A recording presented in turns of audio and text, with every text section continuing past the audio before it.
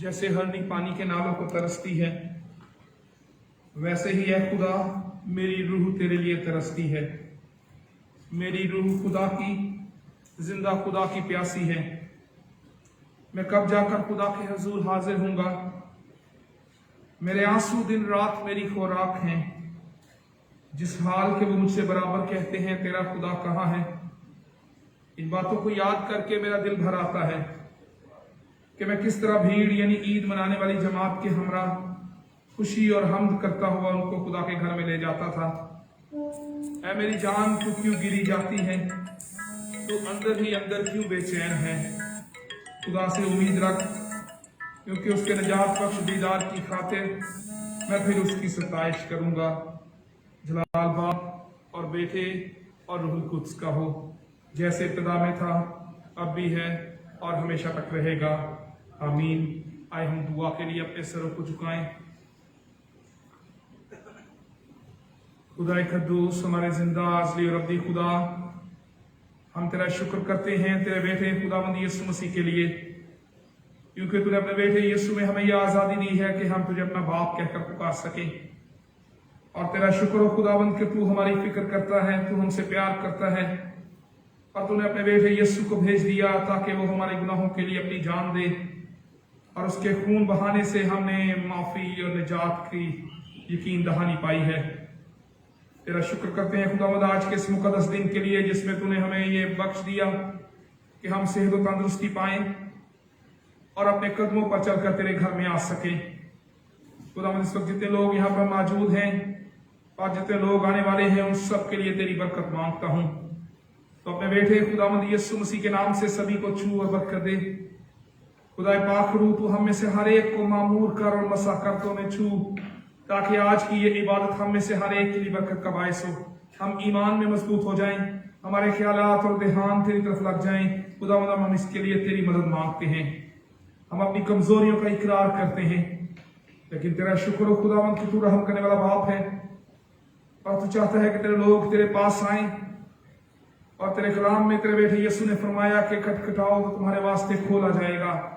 खुदावंद हम तेरी हजूरी में आते हैं, अपने दिलों को तेरी हजूरी में खोलने के लिए तैयार होते हैं। तू हम में से हर एक की मदद कर, ताकि आज जितने लोग यहाँ पर हमारे साथ मौजूद हैं और जो ऑनलाइन हमारे साथ शामिल हैं, किसी भी तकलीफ, दुख या बीमारी के साथ हमारे साथ इबादत में मौजूद हैं, वो आज यहाँ से तसल्ली, इत्मीनान और ईमान की मजबूती और मोजज़ात के साथ वापस लौटें। खुदावंद तू हम में से हर एक के साथ हो, जो ऑनलाइन है उन्हें भी बरकत दे, क्योंकि हमारा ये ईमान है खुदावंद कि तू हर जगह मौजूद है। यीशु ने कहा कि जहां भी 2 या 3 मेरे नाम से जमा हो मैं उनके बीच में हूँ। खुदावंद हम तेरे बेटे यीशु के इस वादे और दावे पर यकीन रखते हैं कि वो हर जगह मौजूद है। हम उसके मौजूद होने के लिए, तेरे मौजूद होने के लिए तेरा शुक्र करते हैं। खुदावंद हम तेरा शुक्र करते हैं कि तूने हम सबको संभाला है। दुआ करते हैं आज जितने लोग पूरी दुनिया में जहां भी तेरी इबादत के लिए जमा हुए हैं या होंगे, खुदावंद उनकी हिफाजत कर, उन्हें शर्पसंद नासर से, दहशतगर्दी से, लड़ाई झगड़ों से महफूज रख, और सारी इबादत से यीशु के नाम को जलाल मिले। आज जहां भी तेरे खुदाम तेरे कलाम को पेश करें, खुदावंद उनसे भी यीशु के नाम को जलाल मिले। मसीह यीशु के नाम में मांग लेते हैं, आमीन।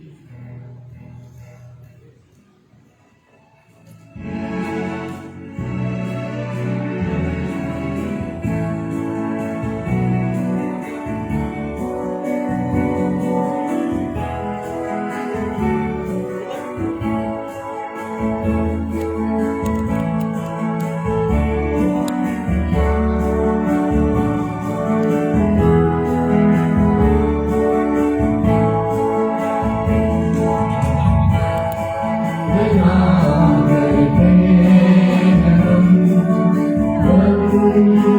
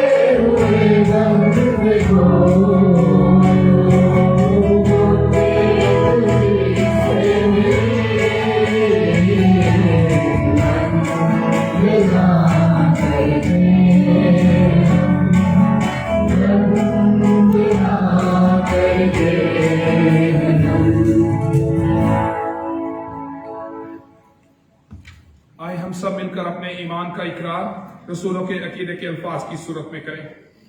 یہ ایمان کا اقرار ہمارے مسیحی عقائد کا مجموعہ ہے، اور جب ہم اپنی زبان سے اس کا اقرار کرتے ہیں تو ہم اپنے ایمان کو مسیحی عقائد پر مضبوط بناتے ہیں۔ آئے ہم سب مل کر اپنے ایمان کا اقرار کریں۔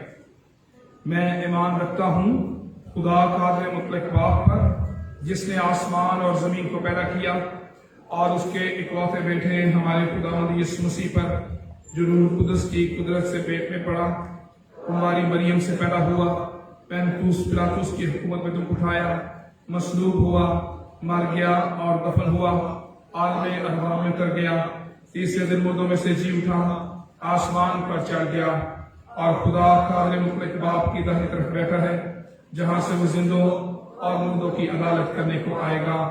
میں ایمان رکھتا ہوں روح القدس پر، پاک کلیہ کلیسیا پر، مقدسوں کی رفاقت، گناہوں کی معافی، جسم کے جی اٹھنے اور ہمیشہ کی زندگی پر، آمین۔ خداوند کی تعریف میں ہم زبور 118 گائیں گے۔ صدا تیکر ہے رحمت ساڈے رب دی۔ زبور نمبر 118، زبور نمبر 118۔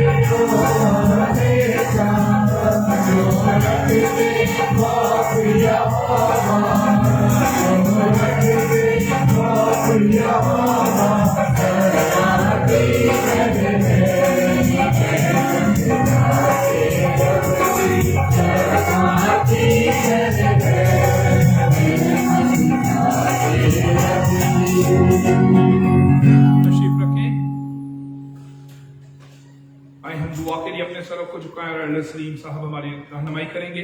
اس دعا میں ہم خدا کا شکر کریں گے کہ خداوند نے یہ فضل بخشا کہ آج ہم اکٹھے ہو سکیں۔ دعا کریں گے خداوند اس جگہ کو، ایف سی کالج کو چلانے والے تمام انتظامی افسران، فیکلٹی اور سٹاف جو ایف سی کالج میں کام کرتے ہیں انہیں برکت دے، تاکہ ان کے وسیلے سے یہ ادارہ ترقی کر سکے۔ اس کے ساتھ ہی ہم پوری دنیا میں مسیحوں کے لیے، پاکستان میں مسیحوں کے لیے دعا کریں گے، خداوند اپنے لوگوں کی حفاظت کرے۔ ہم اپنے ملک پاکستان کے لیے دعا کریں گے، خداوند ہمارے ملک کو ترقی دے، ہمارے ملک کو برکت دے اور اس ملک میں امن اور سلامتی آئے۔ آئے ہم دعا کے لیے اپنے سروں کو جھکائیں اور ایلڈر سلیم صاحب اس دعا میں رہنمائی کریں گے۔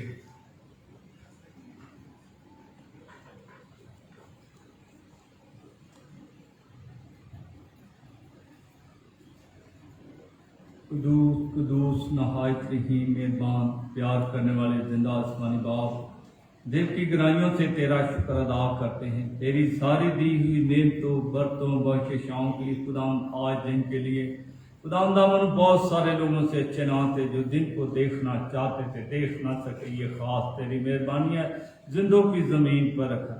आज तेरा मुबारक सबत दिन है खुदाम आलमगीर तौर पर जब तेरी कलीसिया तेरे लोग तेरी इबादत करते हैं तेरी प्रस्तुत करते हैं खुदाम तो अपनी कलीसिया की बड़ी हिफाजत कर हर किस्म की दहशतगर्दी से शर पसंद शरीर लोगों से महफूज रखना।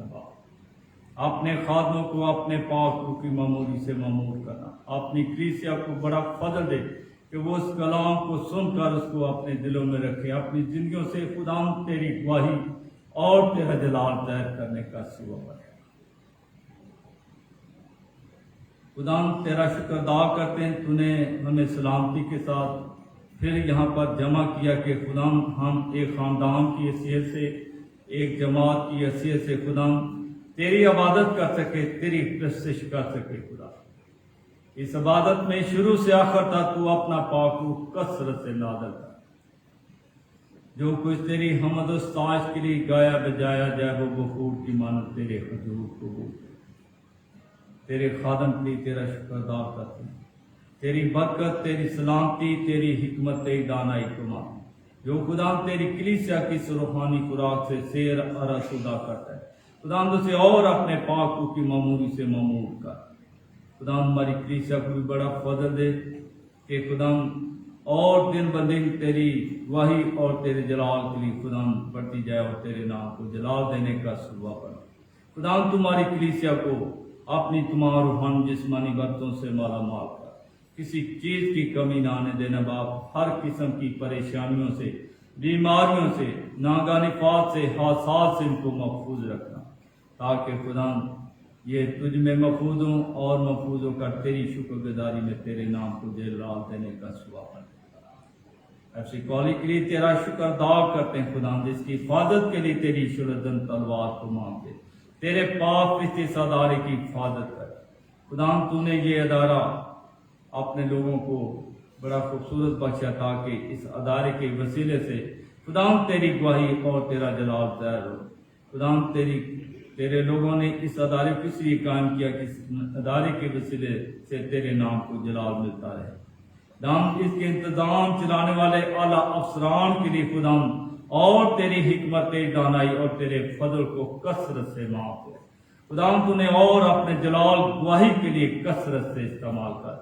ये अदारा दिन दुगनी रात चौगनी और तरक्की में बढ़ता जाए और तेरे नाम को जलाल देने का सुबह। इसके तमाम खुदा स्टाफ के लिए जूनियर सीनियर स्टाफ के लिए और उन तमाम आला अफसरान के लिए जो इस अदारे में काम करते हैं फजल बख्ता के और अपने इस काम को बड़ी जामशानी के साथ अंजाम दे और ये जान के करें कि खुदा तेरे लिए करते और तेरी गवाही और तेरे जलाल का सुबह प्राप्त सकेगा। खुदा अपने मुल्क की सलामती के लिए अमन ईमान इस्तेकाम और खुशहाली के लिए तुझसे मिन्नत करते हमारे मुल्क में अमन ईमान सलामती इस्तेकाम बर्ता के और खुदा हमारे मुल्क के इंतजाम चलाने वालों को हिकमत दानाई से बर्ता के और बेहतर से बेहतर तरीके से इसकी लोकात करता है और जो मसाइल उन पर काबू पाने के लिए बड़ा फजल दे बाप। तमाम मसीही कौम के लिए मसीही लोगों के लिए खुदा जो आजाद सानी में पस्ती में बेरोजगारी की हालत में बीमारी की हालत में खुदा तमाम दुनिया में जो जहाँ जहाँ पर भी खुदा तेरे लोग मसीही रहते हैं खुदा उन्हें बड़ा फजल दे कि वो खुदा जामशानी के साथ अपने काम को सर अंजाम दे और खुदा तूने आसमान के दरीचे खोल कर बड़ी बरकत दे हिकमत दानाई से बार अपनी मोहब्बत से बार ताकि जिस तरह खुदा तूने अपनी कौम बनी इसराइल को बरकत दी है सरफराजी दी है सर बुलंद किया है खुदा इसी तरह तेरी लोग भी तुझ में कायम रहकर तरक्की करे और तेरे नाम को जलाल देने का सुबह बनेगा। खुदा हम अपनी कमजोरियों का अपने ग्रहों का इकरार करते हैं। हम गुनहगार हैं बातों बातों में खता करते नाफरमानी करते तेरे हुक्मों को भूल जाते। तू वफादार खुदा हमें भी वफादार बना वफादारी के साथ अपने साथ प्यारन का फजल देगा। खुदा हमारे मुल्क से तमाम दुनिया से इस कोरोना वायरस की वबा को खत्म, अपने पाक रूह की आग से जला कर बसन कर, अपना जलाल ज़ाहिर कर, अपना मौज़ा ज़ाहिर कर ये और तुम हमारे मुल्क को, तमाम दुनिया को बहाल कर, तमाम दुनिया की मईशत सरगर्मियों को बहाल कर, लोगों को रोजगार मिले, लोग खुशहाल और लाए तौर पर तेरी शुक्रगुजारी करे, तेरी इबादत करे, तेरी प्रशिश करे और तेरे नाम को जलाल देने का सुबह। जो लोग खुदा इस वारिस के स्वाब से बीमार हैं, खुदा उनके लिए मिन्नत कर, उन्हें शफा दे, वो सेहत याब होकर खुदा तेरी शुक्रगुजारी करे और तेरे नाम को जलाल देने का सुबह। इस इबादत में फिर मिन्नत करते खुदा बकाए से में तेरी बरकत को मांगते हैं, तेरे फजल को मांगते हैं खुदा, तू तेरा फजल हमारे लिए काफी है। हमारी दुआ सुन कबूल कर, अपने बचाने वाले नाम यीशु मसीह के जलाली कदूस नाम के वसीला से मांगते हैं, आमीन।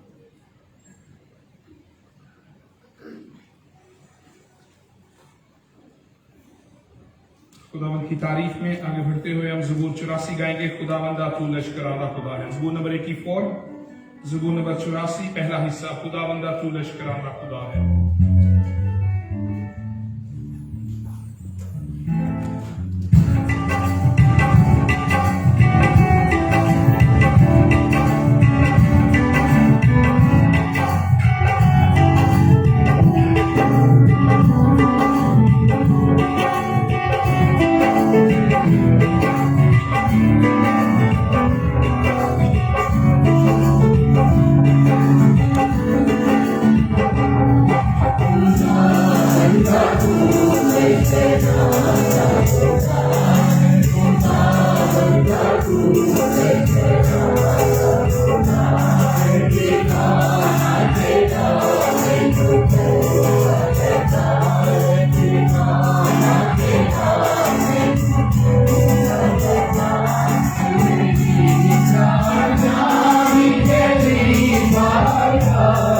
Thank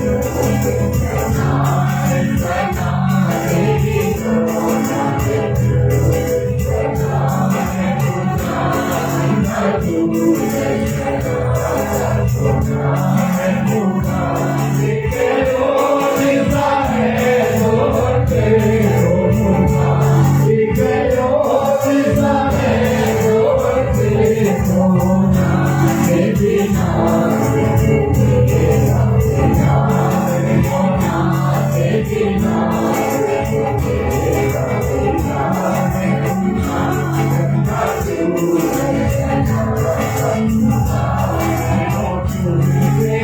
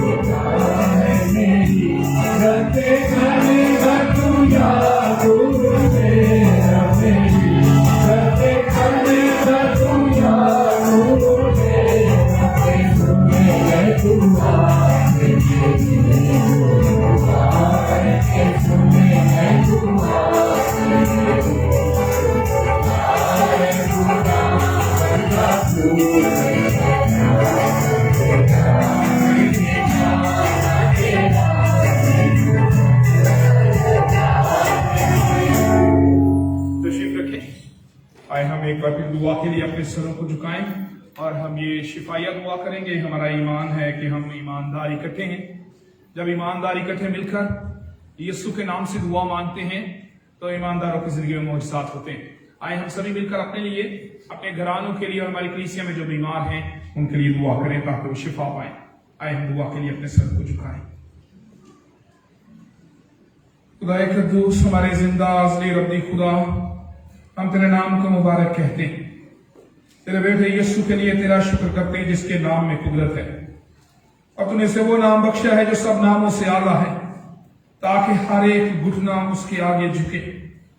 खुदा हम तेरे बेटे यीशु के लिए शुक्र करते हैं जिसके खून में कुदरत है, जिसके खून में शिफा है।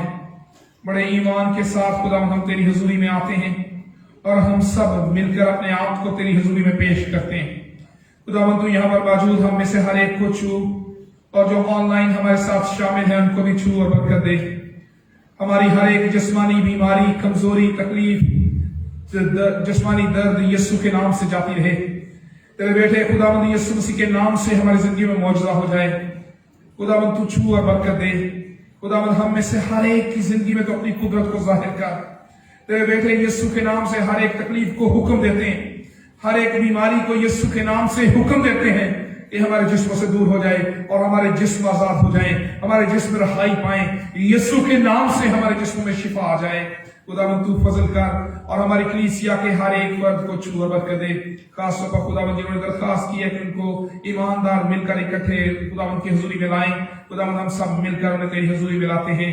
खास तौर पर दुआ करते हैं खुदावंद भाई नदीम जॉर्ज के लिए, इसी तरह से खुदावंद दुआ करते हैं विक्टर साहब के लिए, भाई शहजाद डेविड के लिए, भाई परवेज यूसुफ के लिए, इसी तरह से बेटी सना यूनस के लिए, भाई पॉयस के लिए, मिसेस जीनत अनवर के लिए, मिसेस सरवर के लिए, मिसेस नजीर जियाई के लिए, भाई आसफ रशीद के लिए दुआ करते हैं, भाई रॉबिन के लिए दुआ करते हैं और भी जितने लोग किसी तकलीफ में मुब्तला है उन सबको तेरी हजूरी में लाते हैं और तेरे फजल के वसीले से उनके लिए शिफा मांगते हैं। तू छू, मौजज़ा कर और शिफा बख्श दे। तेरे बेटे यीशु के नाम से ये सभी लोग शिफा पाएं और तेरी कुदरत का तजर्बा करें। इसी तरह खुदा हम दुआ करते हैं हमारी कलीसिया में बे औलाद जोड़े हैं, तेरे बेटे यीशु के नाम से उन्हें औलाद की नेमत मिल जाए, तेरी मेरास उन्हें मिले, तो उनकी जिंदगी में बड़ा मौजज़ा कर, तेरी कुदरत का तजर्बा खुदावंद हो और खुदावंद लोग जो बे औलाद हैं तेरी मेरास पाएं। खुदावंद कोरोना के पेशेंट्स के लिए शिफा मांगते हैं, यीशु के नाम से कोरोना खत्म हो जाए, यीशु के नाम से पूरी दुनिया बहाल हो जाए। खुदावंद तू रहम कर, दुनिया को बहाल कर, मुआशी सरगर्मियां बहाल हो, इबादत आजादी के साथ हो सके, लोग आजादी के साथ मिल सके, काम काज कर सके। खुदावंद तू फजल कर और दुनिया को कोरोना से रहाई और आजादी बख्श दे। तेरे बेटे खुदावंद यीशु मसीह के नाम से मांग लेते हैं, आमीन। चंद जरूरी ऐलानात हैं वो आपके गोश गुजार करना चाहता हूँ। आइंदा अतवार शायर बानी का अतवार है और आइंदा अतवार में जो लोग आज नहीं आए उन्हें भी ज़रूर आगाह करें, याद दहानी कराएं कि आइंदा अतवार जो है वो महीने का आखिरी अतवार है और महीने के आखिरी अतवार में हम इबादत करते हैं।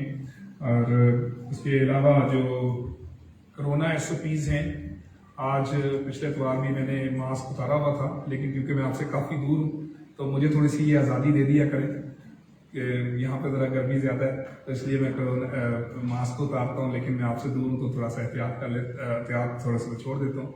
लेकिन आप लोग क्योंकि साथ साथ हैं ज़रूर एहतियात करें। जिनको सांस का मसला है वो अलहदा बैठ जाया करें।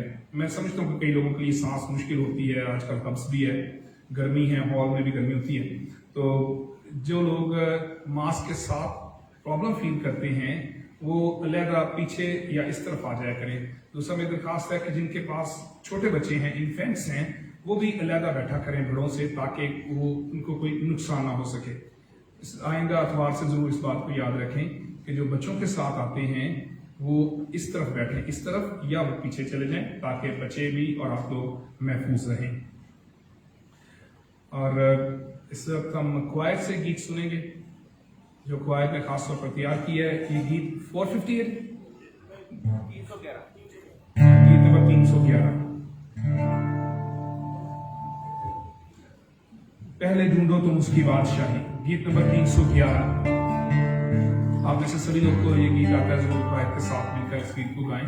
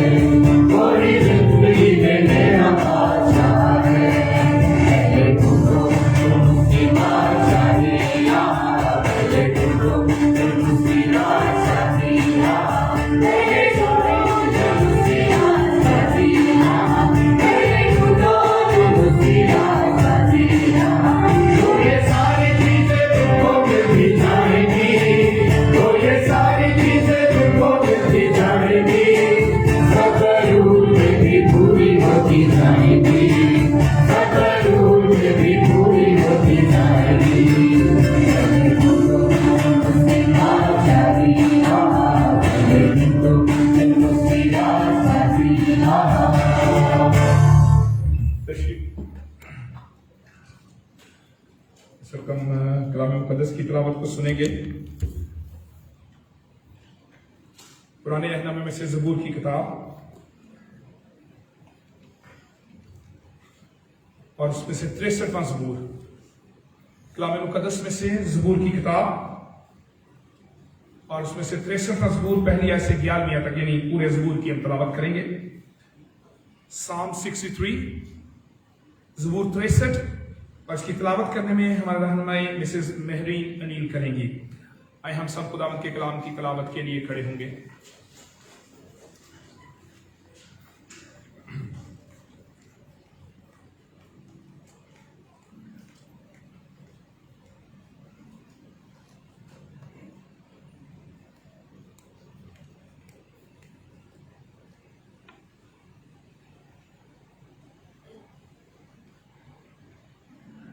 खुदावंद के जिंदा पाक कलाम में से ज़बूर की किताब, उसका 63 बाब, उसकी पहली आयत से लेकर 11वीं आयत तक।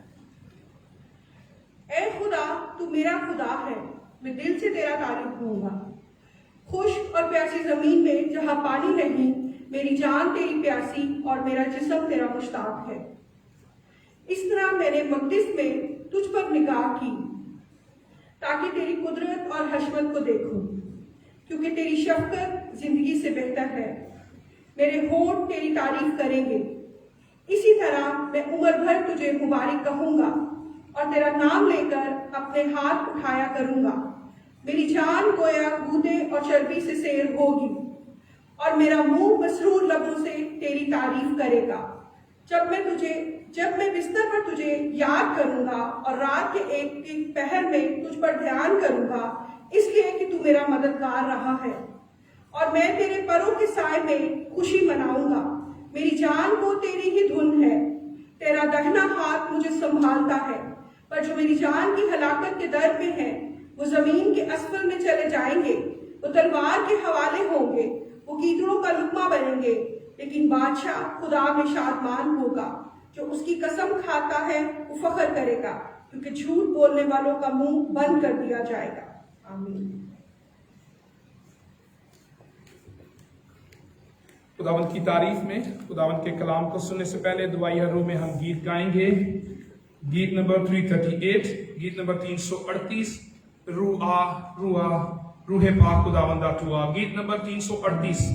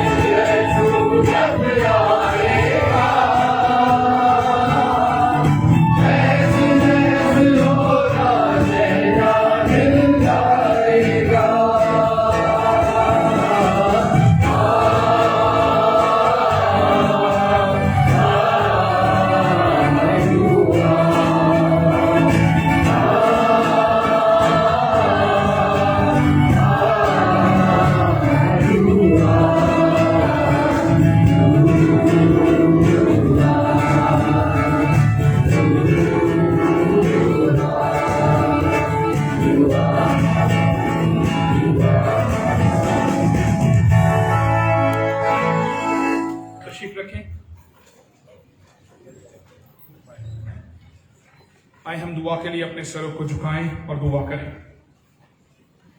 खुदाए कद्दूस, हम तेरा शुक्र करते हैं कि तूने ये मुमकिन किया कि आज हम तेरे घर में आ सके। खुदा, हमने तेरी हमद के गीत गाए हैं, तेरी तारीफ की है, बरकत पाई है। इस वक्त खुदावंद हम तेरी आवाज को सुनने के लिए तैयार होते हैं। मैं अपने आप को ए बाप तेरे ताबे करता हूँ। खुदाए पाक रूह, मैं अपने आप को तेरे ताबे करता हूँ। तू बोल, तू कलाम कर। खुदावंद हम में से हर एक को इस कलाम से बरकत पाने के लिए तैयार कर, मसीह यीशु के नाम से, आमीन।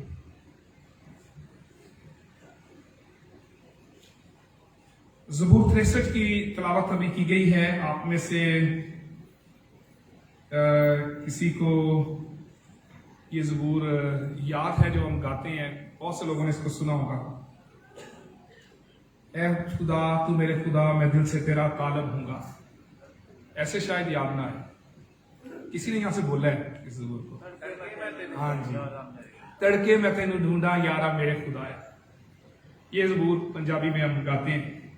तड़के यानी सुबह, early morning, early before sunrise, जब सूरज अभी निकल रहा हो उस वक्त खुदावंद को ढूंढना। और ये ज़बूर जो है वो सीकर्स के लिए, खुदा को ढूंढने वालों के लिए। और खास तौर पर यह ज़बूर उन लोगों की जो खुदा के तालिब होते हैं, उनकी खुशी को बयान करता है। और इस ज़बूर का पस मंज़र जो है वो बड़ा मुख्तलिफ है, लेकिन जो मजमून है वो खुशी से भरा हुआ है।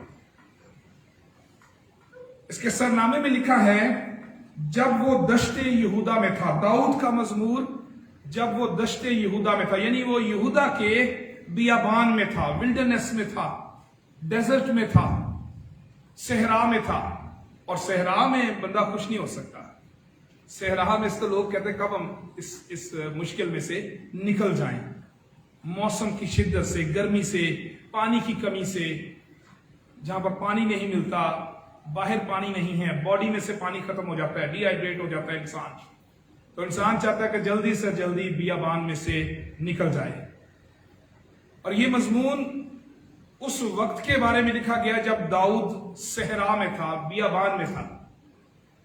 लेकिन जो मजमून के अल्फाज हैं उसमें वो बड़ी खुशी की बातें करता है, बड़ी उम्मीद की, ईमान की बातें करता है।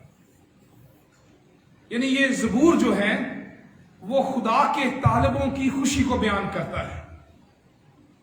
जो खुदा के तालिब होते हैं, जो सीकर्स हैं, जो खुदा को पाना चाहते हैं, जो खुदा से मिलना चाहते हैं, जो खुदा से रफाकत रखते हैं, जिनको खुदा से रफाकत रखने की बेचैनी और बेकरारी होती है, जो खुदा से बातें करना चाहते हैं, वो बियाबानों में भी खुशी महसूस करते हैं। इस ज़बूर के पस मंज़र को थोड़ा सा हम देखेंगे। मुक़द्दस शमूएल नबी की पहली किताब और फिर दूसरी किताब में, दोनों में से कोई एक पस मंज़र इसके साथ मिलता है।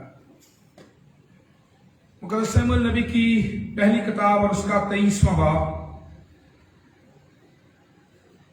और उसकी 14वीं आयत। पहला शमूएल और उसका 22वां बाब, 23वां बाब, 24वां बाब, ये सारा उस वक्त को बयान करता है जब दाऊद बियाबान में, सहरा में था। दाऊद पहला शमूएल और उसकी 22वें बाब में हम देखते हैं कि साउल ने काहिनों को कत्ल करवा दिया, क्योंकि उनमें से एक काहिन को दाऊद जाकर मिला था। दाऊद साउल की हजूरी से भागा क्योंकि साउल उसे मारना चाहता था। और शमूएल नबी की पहली किताब के 21वें बाब में लिखा है कि दाऊद नोब में किसी मलिक काहिन के पास आया और उसने कहा कि उससे गलत बयानी की। दाऊद ने उससे बहाना लगा दिया। उसने कहा कि बादशाह ने मुझे एक काम करने का हुक्म देकर कहा है, जिस काम पर मैं तुझे भेजता हूं, जो हुक्म मैंने तुझे दिया है, वो किसी शख्स पर जाहिर ना हो। सो मैंने जवानों को फला फला जगह बैठा दिया और तेरे हाथ क्या है? मेरे हाथ में रोटियों के 5 गिरदे या जो कुछ मौजूद हो दे। काहिन ने दाऊद को जवाब दिया, मेरे यहां आम रोटियां तो नहीं पर मुकद्दस रोटियां हैं। आखिरकार दाऊद ने वो ले ली। लेकिन उस वक्त एक अदूमी दोए एक शख्स था जिसने देख लिया कि दाऊद जो है वो मलक काहिन को मिलने आया। दाऊद तो भाग गया, तलवार भी लेकर गया जो जिससे उसने जाकर जूलियत को मारा था, और खाना भी, रोटियां भी उसने ले ली। और उसके बाद साउल ने लोगों से पूछा कि आप लोगों ने दाऊद को मेरे हवाले क्यों नहीं किया? कोई भी शख्स ना बोला, लेकिन अदूमी दोएग ने शिकायत लगा दी। उसने कहा कि मैंने उसको इसी मलक के पास देखा। साउल ने उसको बुला लिया और उसने उसके सारे घराने को भी कत्ल करने का हुक्म दिया। लेकिन लोगों ने सोचा कि ये तो काहिन है सारे, उन्होंने काहिनों वाला लिबास पहना हुआ। तो साउल ने जब अपने मुहाफिजों को, अपने साथियों को हुक्म दिया कि इनको कत्ल करो, तो कोई शख्स भी आगे न बढ़ा। फिर उसने अदूमी दोएक को कहा कि तू जा उनको मार, कत्ल कर। उसने फिर अदूमी दोएक ने उस दिन हमला किया और 85 आदमी, 85 काहिनों को उसने कत्ल कर दिया। अखीमलक समेत लोग मारे गए, 85 काहिन मारे गए। एक ही सिर्फ उनमें से बचा, अभी यातर, और वो भाग गया, वो दाऊद के पास आ गया। फिर दाऊद वहां से भागा। फिर 23वें बाब की 14वीं आयत में लिखा है कि दाऊद दश्ते जीफ के बन में था। दश्ते जीफ यानी सहरा में, जीफ के सहरा में था। फिर उसके बाद 23वें बाब की 14वीं आयत, और फिर उसके बाद 24वें बाब में भी, 23वें बाब की 24वीं आयत में भी, और 24वें बाब की पहली आयत में भी। फिर दोबारा से जहां जहां दाऊद जाता था साउल उसके पीछे जाता है। 24वें बाब की पहली आयत कहती है, जब साउल फिलिस्तियों का पीछा करके लौटा तो उसे खबर मिली कि दाऊद ऐन जद्दी के बियाबान में है।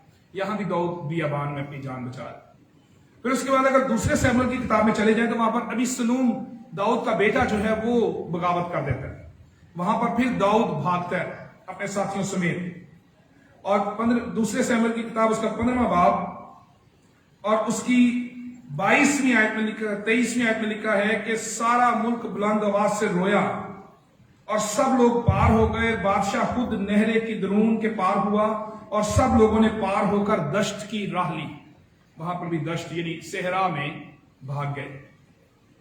अब दोनों वाकयात में दाऊद जो है वो हमें सेहरा में अपनी जान बचाते हुए नजर आता है।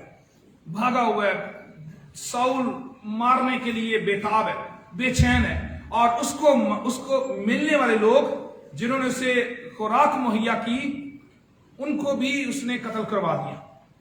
इस हद तक साउल जो है वो दाऊद की जान के दर पे है और दाऊद अपनी जान बचाता फिर रहा है। पहले साउल से, फिर अबीसलोम अपने बेटे से भी अपनी जान बचाता फिर रहा है। लेकिन उसके बावजूद जब ये ज़बूर को हम देखते हैं तो इस ज़बूर के अल्फाज एक मुख्तलिफ कहानी बयान कर रहे हैं। पस मंजर मुख्तलिफ है, उसके दिल की हालत यहां पर बाहर के हालात से मुख्तलिफ है। बैरूनी हालात खतरात से भरे हुए, लेकिन उसके दिल की हालत जो है वो बड़ी खुशी से भरी हुई है। सबब क्या है वो इस ज़बूर में बयान किया गया है। उसका सबब यह है कि सहरा में भी खुदा के तालिब की खुशी का सबब क्या है। वो कहता है, खुदा तू मेरे खुदा, मैं दिल से तेरा तालिब हूंगा, खुश्क और प्यासी जमीन में जहां पानी नहीं। मेरी जान तेरी प्यासी और मेरा जिस्म तेरा मुश्ताक है। जो लोग ईमानदार हैं, जो खुदा पर तवक्कुल और भरोसा करते हैं, बैरूनी हालात कैसे भी हों, रेगिस्तान, बियाबान, मौसमी हालात, मुखालफतें, मुखालफीन, मारने वाले लोग, नुकसान पहुंचाने वाले लोग बाहर हैं, इर्द गिर्द हैं, सामने मुखालफत नजर आ रही है, कत्ल करने वाले लोग नजर आ रहे हैं, लोग आकर डरा रहे हैं। दाऊद को लोगों ने डराया, उनका सारे लोगों का दिल अबीसलूम के साथ मिल गया, वो भाग गया। इसी तरह साउल के वक्त में लोगों ने उसे कहा कि भाग जा। अभी यातर, अहीमलक का बेटा अभी यातर जो बच गया, उसने भी कहा कि भाई मैं अकेला बचा हूं, भाग जा यहां से, दाऊद सारों को मार देगा और साउल सारों को मार देगा। लोग उसे डरा रहे हैं, लेकिन उसका दिल जो है वो खुदा से मिला हुआ है।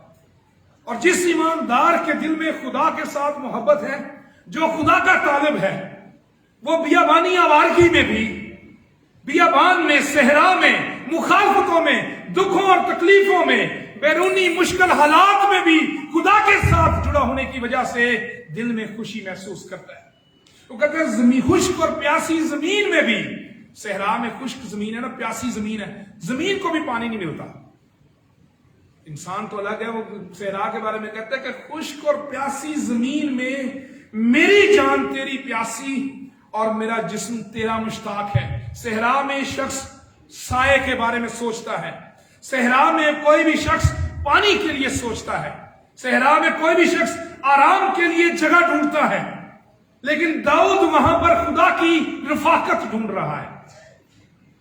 मुश्किल हालात में खुदा की रफाकत खुशी देती है। मुखालफीन के हाथों मुश्किल का शिकार शख्स भी खुदा के साथ जब दिल को जोड़ लेता है तो उसे तसल्ली मिल जाती है। इसको दाऊद को खुदा का इश्तियाक है اور یہاں اسی طرح 42ویں زبور میں ہم دیکھتے ہیں زبور 42 اور اس میں لکھا ہے جیسے ہرنی پانی کے نالوں کو ترستی ہے ویسے ہی اے خدا میری روح تیرے لیے ترستی ہے، میری روح خدا کی زندہ خدا کی پیاسی ہے۔ ایمانداروں کو خدا کا طالب ہونے کی ضرورت ہے۔ ایمانداروں کو مشکل حالات میں بھی جب وہ خدا کے طالب ہوتے ہیں، ان کی روح خدا کی پیاسی ہے، تو وہ تسلی اور خوشی اور اطمینان محسوس کرتے ہیں۔ وہ کہتے ہیں میں نے مقدس میں تجھ پر نگاہ کی، اس کی خواہش سائے کو دیکھنا نہیں، اس کی خواہش پانی کو دیکھنا نہیں، اس کی خواہش یہ ہے کہ میں خدا کو دیکھ لوں۔ بیابان میں پرانے عہد میں بڑے واقعات ملتے ہیں جب خدا لوگوں پر ظاہر ہوا، ہاجرہ پر، موسیٰ پر، ایلیاہ پر، یعقوب پر۔ خدا بیابانوں میں بھی اپنے لوگوں کو اپنا دیدار دیتا ہے۔ خدا مشکل حالات میں بھی اپنے لوگوں کو تسلی دینے کے لیے اپنی قدرت کو ظاہر کرتا ہے۔ ایلیاہ اپنی جان چھپانے کے لیے بیابان میں بھاگ گیا، ایزبل اس کو قتل کروانا چاہتی تھی، اور اس نے یہ قسم کھائی، اس نے کہا جس طرح میرے نبیوں کے ساتھ تو نے کیا ہے، رات سے پہلے میں تیرے ساتھ ایسے نہ کر دوں تو میرے ساتھ بھی اسی طرح ہو جائے۔ اس نے قسم کھائی کہ میں نے اس کو قتل کروانا ہے، بھاگ گیا، ڈر گیا، خوف میں مبتلا ہو گیا، خدا کو کہتا ہے مجھے مار دے، میں نہیں بچ سکتا کیونکہ اس نے اتنے نبیوں کو قتل کروا دیا، مجھے بھی مروا دے گی۔ خدا بیابان میں اس پر ظاہر ہوتا ہے۔ موسیٰ فرعون سے جان بچانے کے لیے بھاگ گیا، خدا بیابان میں موسیٰ پر ظاہر ہوا۔ خداوند یسوع مسیح بیابان میں ریاضت کے لیے گئے۔ یہ بیابانی زندگی ہماری زندگی میں خدا سے ملنے کا موقع فراہم کرتی ہے۔ جب مشکل حالات ہوتے ہیں، آپ میں سے بہت سے لوگوں نے اس کا تجربہ کیا ہوگا، جب انسان مشکل میں سے گزرتا ہے، جب انسان بیرونی طور پر صحرائی زندگی کا تجربہ کرتا ہے، دکھوں کا تجربہ کرتا ہے، اسی وقت زیادہ خدا کی تڑپ انسان کے دل میں پیدا ہوتی ہے۔ جب انسان کی زندگی میں دکھ اور پریشانیاں آتے ہیں تو خدا زیادہ یاد آتا ہے، اسی وقت خدا کی تڑپ جو ہے وہ زیادہ آتی ہے۔ بیابانی زندگی خدا کے قریب لانے کا موقع فراہم کرتی ہے۔ صحرائی زندگی، دکھ کی زندگی خدا کی قدرت کو، خدا کو دیکھنے کا، خدا کے فضل کا تجربہ کرنے کا، اس کی محبت کا تجربہ کرنے کا موقع فراہم کرتی ہے۔ اور مقدس داؤد کہتا ہے کہ میری جان جہاں پر پانی کی خواہش ہے، میری جان تیری پیاسی ہے۔ اور 6 آیت میں کہتا ہے کہ جب میں بستر میں تجھے یاد کروں گا اور رات کے ایک ایک پہر میں تجھ پر دھیان کروں گا۔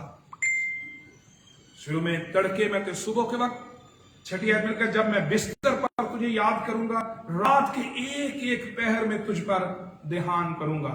صحرا میں پتہ نہیں اس کو نیند بھی آتی ہوگی کہ نہیں، دشت میں تھا، دشت یہودا میں، ریگستانی زندگی میں جو مشکلات ہیں اس میں نیند آنا بھی مشکل کام ہے۔ کہتا ہے کہ رات کے ایک ایک پہر میں تجھ پر دھیان کروں گا۔ دکھ میں اس کا دھیان خدا کی طرف، خدا کے طالب خداوند میں دکھوں میں بھی خوشی محسوس کرتے ہیں، اور خدا کے طالب خدا کی محبت کو زندگی سے زیادہ خوشی کے طور پر دیکھتے ہیں۔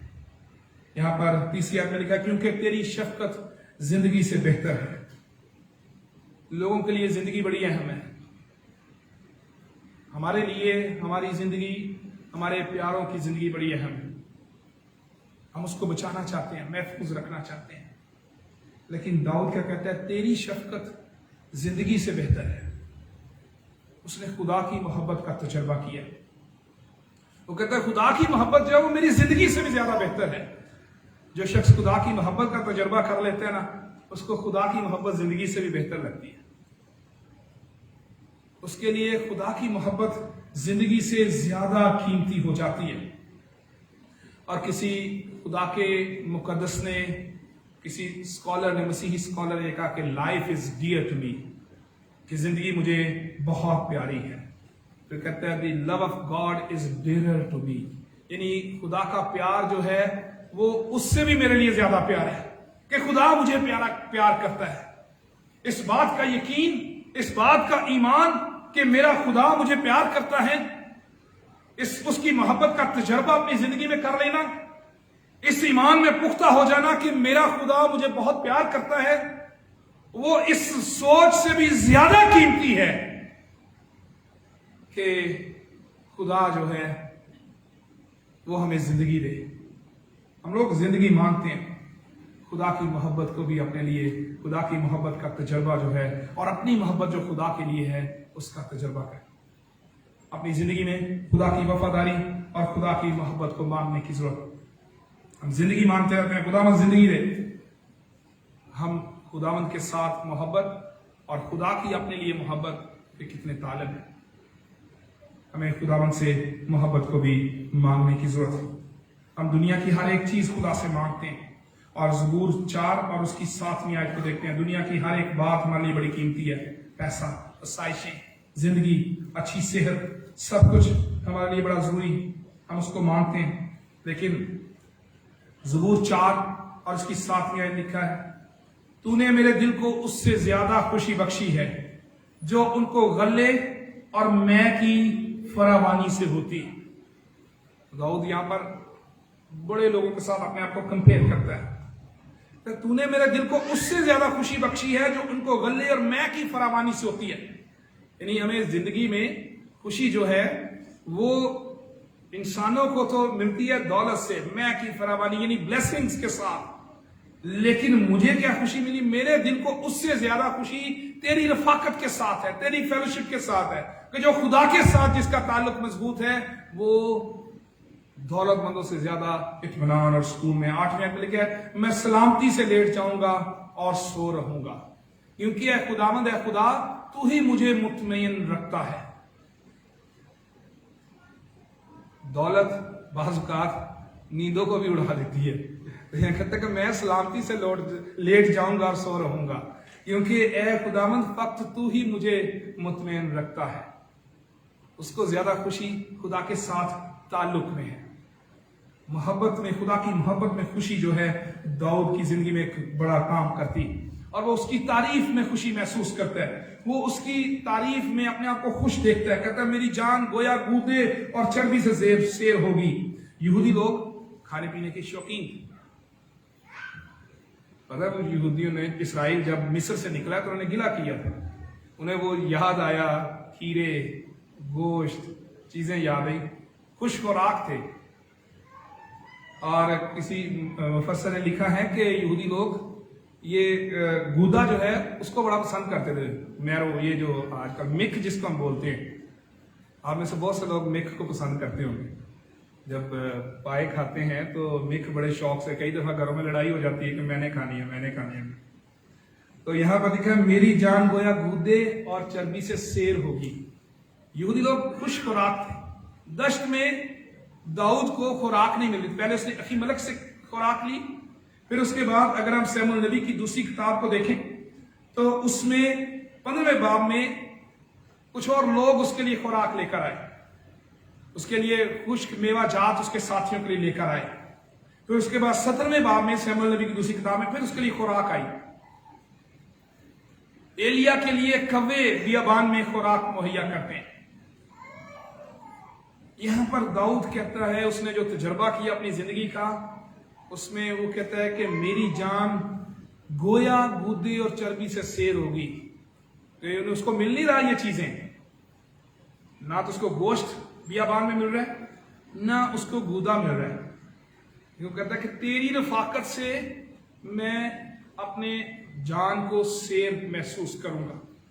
मेरी खुराक जो है वो तेरी रफाकत है, रूहानी खुराक, स्पिरिचुअल फूड, जो खुदा के साथ रफाकत से मिलता है, जो खुदा के साथ ताल्लुक के वसीले से मिलता है, जो खुदा के साथ राब्ते उससे बातचीत करने से मिलता है। जिस्मानी खुराक के लिए हम मेहनत करते हैं, हम बड़ी चीजों के लिए भाग दौड़ करते हैं। मुकद्दस मत्ती रसूल की इंजील में खुदावंद यीशु मसीह ने 6वें बाब में एक तालीम दी, बल्कि पहले तुम उसकी बादशाही और उसकी रास्तबाजी की तलाश करो तो ये सब चीजें भी तुमको मिल जाएंगी। हम दुनियावी चीजों की फिक्र करते हैं। दाऊद कहता है कि मेरी जान गोया चर्बी और गूदे से शेर हुई, यानी तेरी रफाकत के साथ ऐसे ही मैंने फील किया जैसे मैं खाना खा रहा हूं।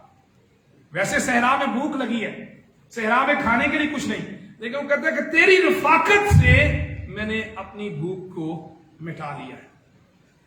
वैसे तो भूख मिटाना मुश्किल है, लेकिन इस तरह से, लेकिन उसका ईमान यहां पर वो अलामती तौर पर अपने ईमान को बयान कर रहा है कि जब मैं खुदा की तरफ ध्यान करता हूं तो मेरी फिक्रें इस तरफ से हट जाती हैं, मेरा भरोसा और तवक्कल जो है वो खुदा पर हो जाता है। और यीशु ने कहा कि पहले उसकी बादशाही और रास्तबाजी की तलाश करो। खुदा की बादशाही यीशु मसीह है, खुदा की बादशाही खुदावंद यीशु मसीह, उसकी रास्तबाजी यीशु मसीह है जिसकी तरफ हमें भरोसा करने की जरूरत। और फिर उसके बाद मुकद्दस दाऊद खुदा की मुहाफजत में खुशी महसूस करता है। इस वाक़े को अगर हम पढ़ते हैं तो इस वाक़े में हम देखते हैं कि दाऊद जब भाग रहा था, शमूएल नबी की पहली किताब के 25वें बाब में और 24वें बाब में, यहां पर दाऊद पहाड़ के एक तरफ और पहाड़ के दूसरी तरफ साउल था, दोनों चल रहे थे, पैरेलल चल रहे हैं। और साउल के लोगों ने दाऊद को चारों तरफ से घेर लिया। शमूएल नबी की पहली किताब उसके 23वें बाब की 24वीं आयत से लेकर 28वीं आयत तक लिखा है कि दाऊद जो है वो भी ज़ीफ में था। साउल जो है उससे पेशतर दाऊद ज़ीफ को चला गया, वहां से वो माऊन के बियाबान में चला गया, वो भी सहरा था। और साउल को जब खबर मिली तो साउल भी वहां पर पहुंच गया। दाऊद वो उतर आया वहां पहाड़ों से नीचे, और पहाड़ के एक तरफ दाऊद चल रहा था, एक तरफ साउल चल रहा था, और उन्होंने घेर लिया हर तरफ से। खुदा ने उसे उस वहां पर कैसे बचाया?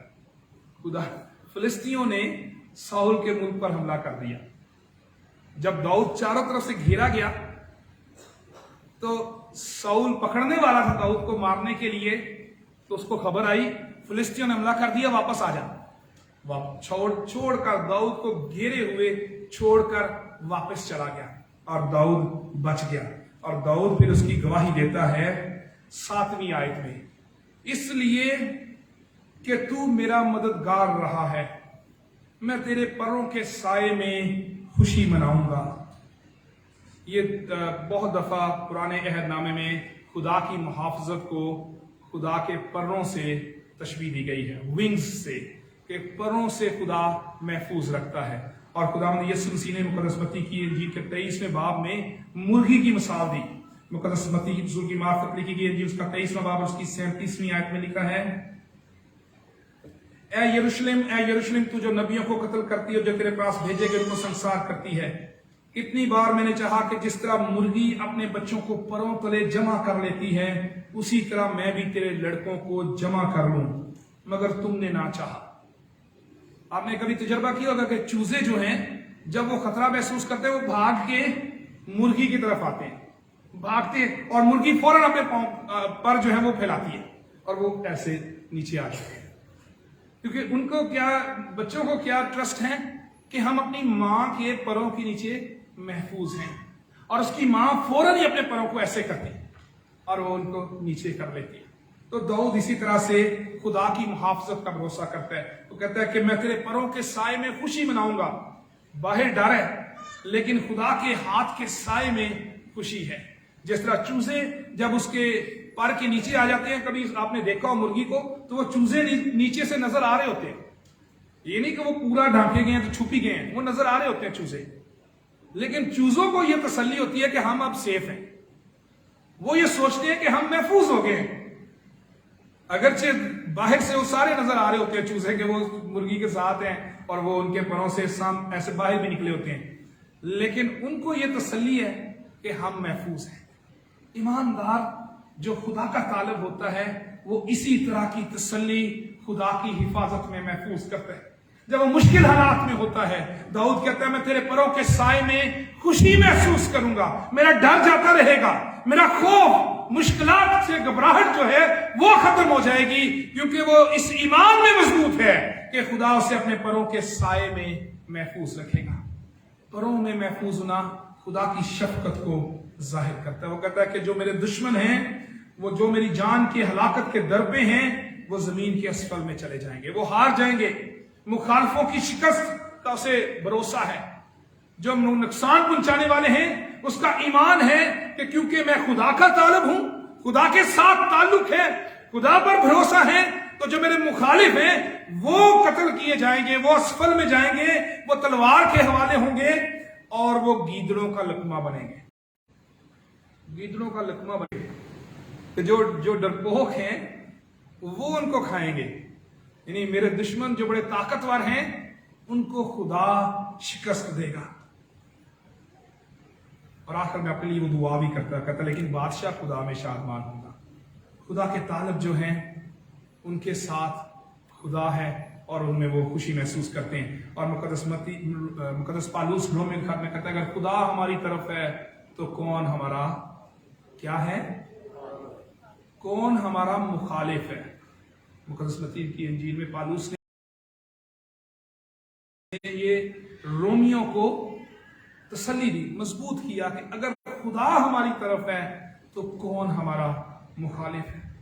यहाँ मुकद्दस दाऊद मुश्किल में, बियाबानी जिंदगी में खुशी महसूस करता है, तसल्ली महसूस करता है, इत्मीनान महसूस करता है। उसकी शफकत के कहता है मैं गीत गाऊंगा, तेरी तारीफ करूंगा, तेरी तारीफ मेरे मसरूर होंठों से होगी। वो अपने अंदर इत्मीनान महसूस करता है, बाहर हालात बुरे हैं लेकिन अंदर इत्मीनान है। सबब क्या है? उसका ईमान ये है कि खुदा उसकी तरफ है। जो खुदा के तालब होते हैं वो इसी तरह खुशी पाते हैं। मेरे अजीजों, हमें अपनी जिंदगी में खुदा के तालब होने की जरूरत है। और ज़बूर 42 बड़ा खूबसूरत है, जैसे हरनी पानी के नालों को तरसती है। हरनी के लिए पानी बड़ा अहम है क्योंकि वो सहराब है। इसी तरह हमारे लिए खुदावंद के साथ रफाकत अहम है। हमें अपनी ज़िंदगी पर गौर करने की ज़रूरत है कि हम अपनी ज़िंदगी में अपने रोज़ाना के औकात में कितना वक्त खुदावंद के साथ रफाकत में गुजारते हैं। कहते तड़के में तेनू ढूंढना, फिर कहते हैं रात के एक एक पहर में हर वक्त यानी खुदा का तालब रहना, हर वक्त ईमानदार की सोचें खुदा के साथ जुड़ी रहने की जरूरत। खुदावंद को हम कितना वक्त देते हैं, आए हम अपनी जिंदगी पर गौर करें। हम किस हद तक खुदा के तालब हैं ये हमें देखने की जरूरत है। अगर हमारे इर्द गिर्द बियाबानी जिंदगी है, दुख हैं, तकलीफ हैं, तो खुदावंद के तालब होने की जरूरत है। खुदावंद के तालब होने से बियाबानी जिंदगी में भी दिल सरसब्ज और शादाब हो जाता है। आए हम दुआ करें। खुदावंद हम तेरा शुक्र करते हैं तेरे बेटे यीशु के लिए, जिसके वसीले से तूने हमें बड़े फजल का वादा दिया है। अगरचे कलीसिया खुदावंद सहराई जिंदगी गुजार रही है, तेरे ईमानदार लोग बियाबानी जिंदगी गुजारते हैं, दुखों में से गुजरते हैं, मुखालफतों को सहते हैं, परेशानियों को देखते हैं, लेकिन तेरा शुक्र करते हैं कि तेरी कलीसिया तेरे साथ ईमान में, तवक्कुल और भरोसे में मजबूत है। तूने खुदावंद दुनिया को इस कलीसिया को इस दुनिया में गवाही देने के लिए और दुख उठाने के लिए भी रखा है। तेरी कलीसिया तेरे बेटे यीशु का बदन, तेरे बेटे यीशु की खातिर दुख उठाता है। खुदावंद अपनी कलीसिया को तो इत्मीनान, खुशी बख्श दे, क्योंकि तेरे बेटे यीशु ने कहा कि जब लोग तुमको सताएंगे, लान तान करेंगे, बुरी बातें तुम्हारी बाबत नाहक कहेंगे, तो खुशी करना और नहायत शादमान होना, क्योंकि आसमान पर तुम्हारा अजर बड़ा है। खुदावंद हमें मुश्किल हालात में भी खुशी करने के लिए तैयार कर। दाऊद की तरह हम इत्मीनान महसूस करें और हम तेरी रास्तबाजी यानी यीशु मसीह की तलाश करें। खुदावंद हमें ये तौफीक बख्श दे कि हम अपनी दुनियावी फिक्रों को छोड़कर तुझ पर तवक्कुल और भरोसा रख सके, मसीह यीशु के नाम में, आमीन। खुदावंद की तारीफ में हम गीत नंबर 458 माफ कीजिएगा, गीत नंबर 458 458 गाएंगे। सारा जलाल यीशु तेरे लिए है, सारी सिताइश यीशु तेरे लिए है। गीत नंबर 458, गीत नंबर 458, सारा जलाल यीशु तेरे लिए है। इसके साथ ही हम अपने हदीये भी खुदावंद की हजूरी में पेश करेंगे।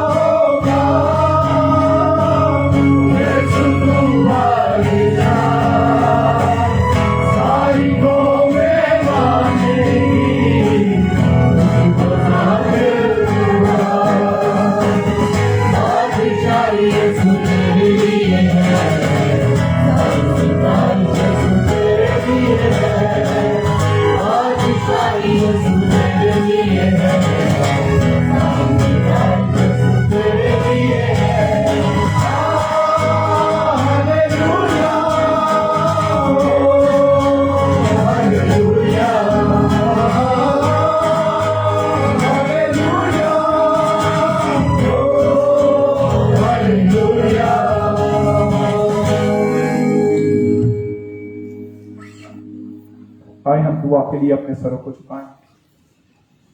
خدا ہم تیرا شکر کرتے ہیں کہ تو نے ہمیں اس قابل کیا کہ ہم کلیسیا کے ساتھ مل کر ایک خاندان کی حیثیت سے تیرے اس مقدس دن میں تیری عبادت کر سکیں۔ جتنے لوگ یہاں پر موجود ہیں، جتنے آن لائن ہمارے ساتھ شامل ہیں، سبھی کو برکت دے۔ ہمارا اکٹھے ہونا ہمارے لیے اور ایک دوسرے کے لیے اور ہمارے گھرانوں کے لیے برکت کا باعث ہو، ہماری کلیسیا کے لیے روحانی ترقی کا باعث ہو۔ خداوند ہماری کلیسیا کو ایک زندہ کلیسیا، گواہی دینے والی کلیسیا بنا۔ اس ہدیے کے لیے تیرا شکر کرتے ہیں جو تیرے لوگوں نے تیری دی ہوئی برکت میں سے تجھے لوٹایا ہے۔ اسے قبول کر اور تمام دینے والوں کو بڑی برکت بخش دے۔ ہمارے ساتھ اور خداوند اس ہفتے کو ہمارے لیے مبارک ٹھہرا، ہماری حفاظت کر، کرونا وائرس سے، بیماریوں کے حملے سے، حادثات سے تو ہمیں محفوظ کر۔ ہم اور ہمارے گھرانے، ہماری کلیسیا کا ہر ایک فرد تیرے بیٹے یسوع کے خون کی قدرت میں محفوظ ہو جائے۔ مسیح یسوع کے نام میں مانگ لیتے آمین۔ ہم خداوند کی سکھائی ہوئی دعا میں شریک ہوں۔ اے ہمارے باپ تو جو آسمان پر ہے، تیرا نام پاک مانا جائے، تیری بادشاہی آئے، جیسے آسمان پر پوری ہوتی ہے زمین پر بھی ہو۔ ہمارے روز کی روٹی آج ہی بخش دے، جس طرح ہم اپنے قرض داروں کو معاف کرتے ہیں تو بھی ہمارے قرض ہمیں معاف کر۔ ہمیں آزمائش نہ پڑنے دے بلکہ برائی سے بچا، کیونکہ بادشاہی اور قدرت اور جلال ہمیشہ تیرے ہی ہیں، آمین۔ اب ہمارے خداوند یسوع مسیح کا فضل، خدا باپ کی محبت، پاک روح کی رفاقت اور شراکت اب سے لے کر ہمیشہ تک ہم سب کے ساتھ اور دنیا کے کل ایمانداروں کے ساتھ ہوتی رہے، آمین۔ تشریف رکھیں۔ بھی ہمارے درمیان بہن رخسانہ ہیں، وہ گواہی دینا چاہتی ہیں۔ تھوڑے وقت کے لیے ہم بہن رخسانہ سے ان کی گواہی سنیں گے۔ مائک وسیم ادھر کے ہیں۔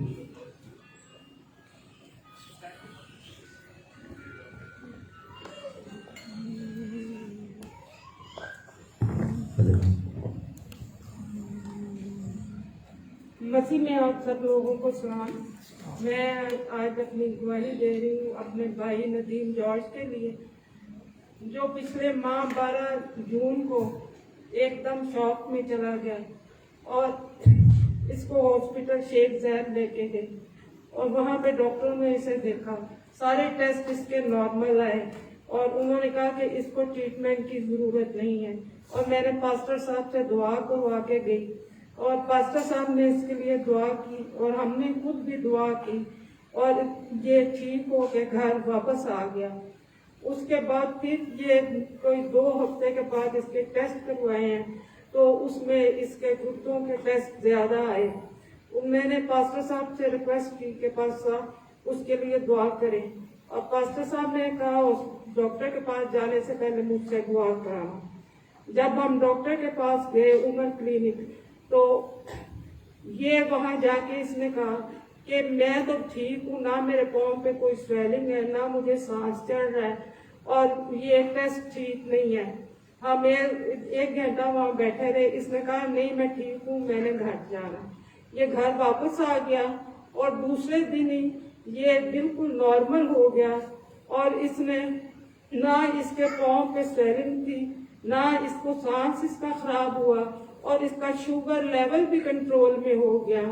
میں پاسٹر صاحب کی بہت شکر گزار ہوں اور سب سے پہلے خدا یسوع کا شکر ادا کرتی ہوں جس نے اپنی قدرت ہمارے گھر میں ظاہر کی اور اس کو تندرستی اور صحت دی، اور پاسٹر صاحب کی شکر گزار ہوں۔ میں نے جب ان سے کہا، جس وقت کہا، انہوں نے اپنا ٹائم نکال کر اس کے لیے دعا کی، اور ساری کلیسیا کی بھی شکر گزار ہوں کہ جب سنڈے کو یہاں پاسٹر صاحب نام لے کے اس کا دعا کرتے ہیں، آپ لوگ بھی اس میں شامل ہوتے ہیں۔ آپ کی شکر گزار ہوں اور آپ سے ریکویسٹ کرتی ہوں کہ اب بھی اس کو اپنی دعاؤں میں یاد رکھنا اور اس کی باقی ماندہ کمزوری بھی خداوند یسوع کے نام سے جاتی رہے، آمین۔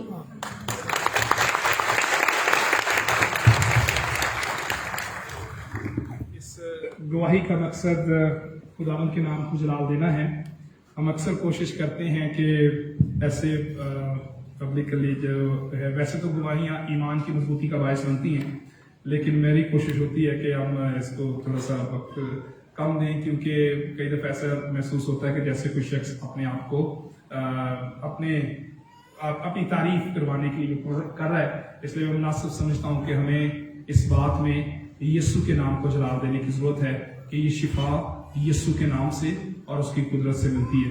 हम कुछ भी नहीं है, इंसान कुछ भी नहीं है, सिर्फ यीशु का नाम ही सब नामों से आला है और उसके नाम से ही फतह मिलती है। हम खुदा का शुक्र करते हैं भाई नदीम जॉर्ज के लिए।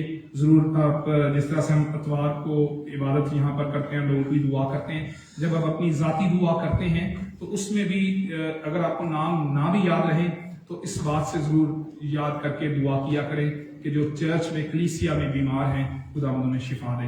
ये ज़रूर अपनी ज़ाती दुआओं में भी इस बात को सामने रखते रहे। खुदावंद का शुक्र करते हैं भाई नदीम की शिफा के लिए।